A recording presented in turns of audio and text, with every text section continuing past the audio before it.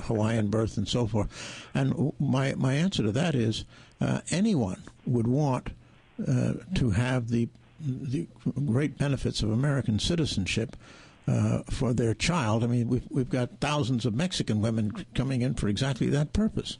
Precisely, yeah. The intrinsic value of being an American citizen would be enough to justify exceptional efforts when Barack Obama was born to make sure he was registered as a Hawaiian citizen at birth.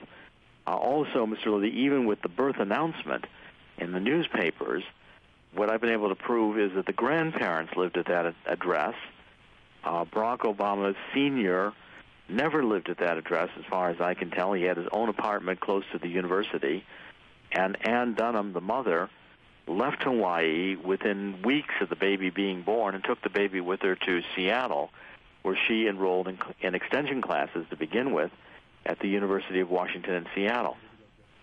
G-Man, this is Joseph. Could I ask a couple of questions? Absolutely. Lieutenant Colonel Lakin? Yes, indeed, Joseph. Lieutenant Colonel, what is your status now, and how can Americans show their support for your position? My status now is I've been flagged for missing movement and my intent to disobey all orders. That flagging means that there can be no favorable actions taken for me, including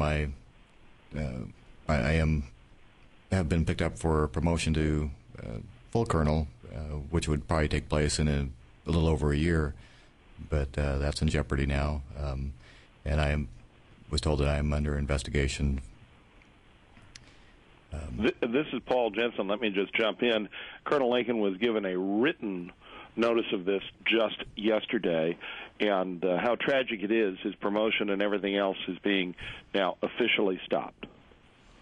This is Jerry Corsi. Can I ask a question, too, of Sure. Colonel Lakin?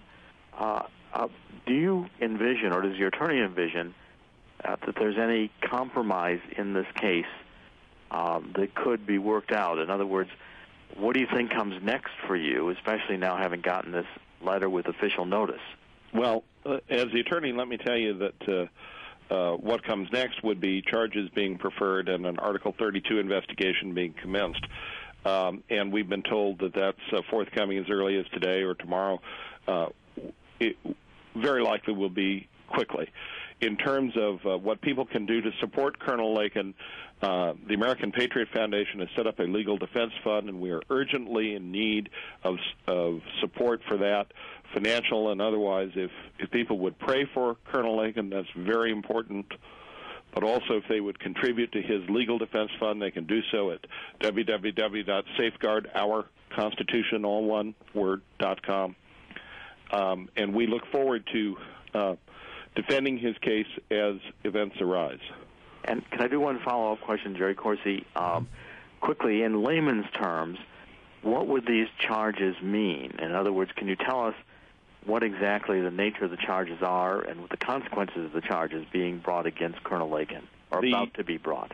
The charges that Colonel Lakin just mentioned, missing movement,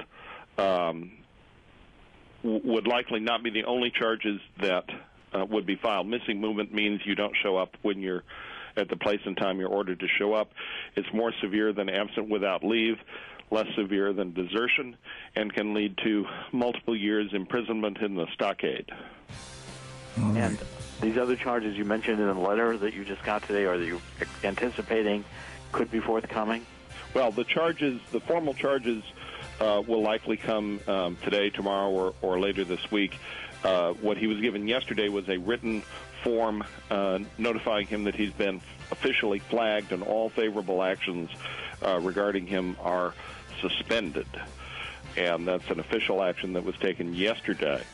With regard to the procedure in a court-martial, you must understand there are different steps, and this would proceed in the same manner as any other court-martial. And the first event is charges being preferred and an investigation being initiated under Article 32.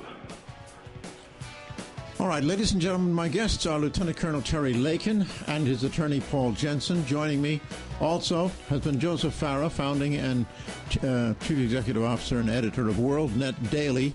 And I also want to thank Dr. Jerome Corsi, who has also joined us. We're going to take a brief pause, and we'll all be right back here. The telephone number is 1-800-GG-LIDDY.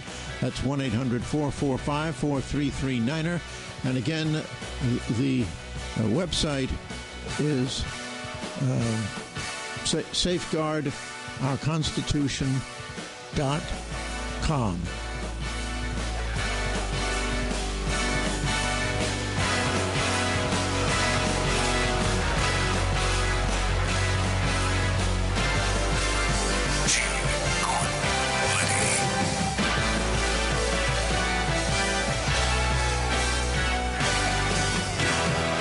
This is the G. Gordon Liddy Show. One of the most beautiful coins ever minted. Bold and mysterious in design and very rare. The silver Mercury dime. You may never have seen one. Production ceased in the 1940s, but the Mercury dime is a stunning reflection of the power of a free nation, the beauty of liberty, and, of course, the security and timeless value of a truly precious metal. That's why my friends at Rosalind Capital want to give you your own Mercury dime.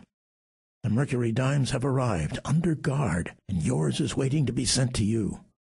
Strength, security, and the highest satisfaction ratings in the business. That's the Rosalind difference. Armor plate your portfolio. RosalindCapital.com. Call now. Receive the free Rosalind kit. Receive your silver Mercury dime. Compliments of Rosalind. And meet your Rosalind Gold Advisor. 1-800-679-3494. 1-800-679-3494.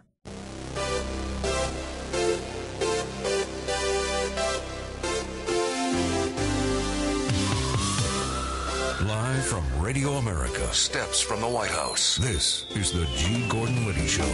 All right, ladies and gentlemen, if you're just joining us, our guests are Lieutenant Colonel Terry Lakin, his attorney Paul Jensen, and joining me also, Dr. Jerome Corsi.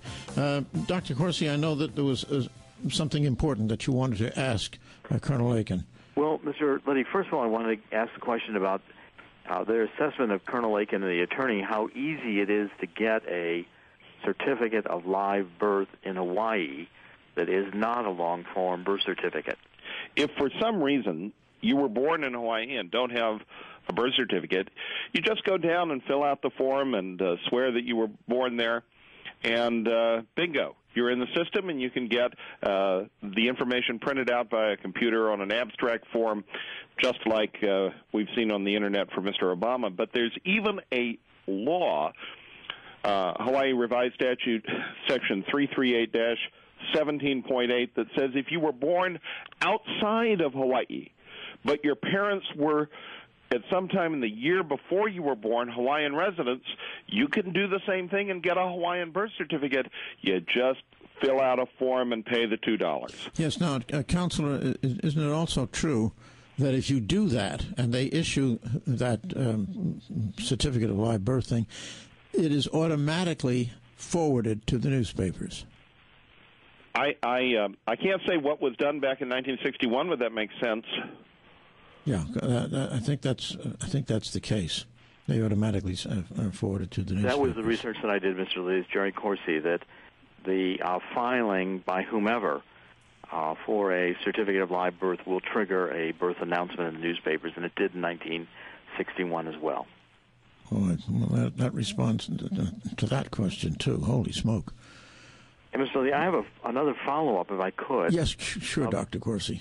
Of Colonel Lakin. I mean, this is a huge life and career decision that you've made to question President Obama's eligibility with your official military status. Can you give us some insight into your thinking, Colonel, as to making this decision, what your motivations are, and what you hope to accomplish?